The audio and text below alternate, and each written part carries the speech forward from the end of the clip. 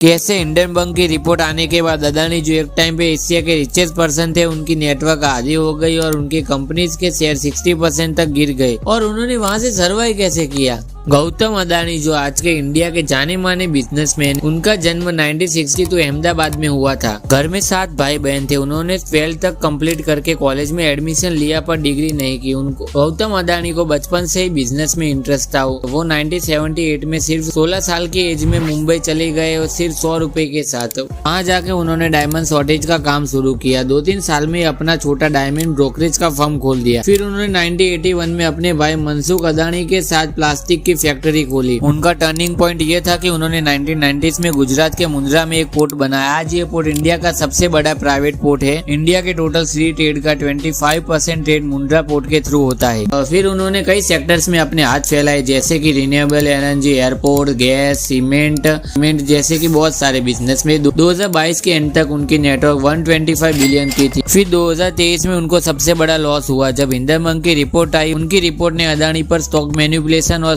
Fraud का आरोप लगाया, जिसके कारण उनकी नेटवर्क में 80 बिलियन का लॉस हुआ और उनकी सभी कंपनीज के शेयर 60% तक गिर गए। पर अब 2024-25 में उनकी सभी कंपनीज धीरे धीरे रिकवर करने लग गई है।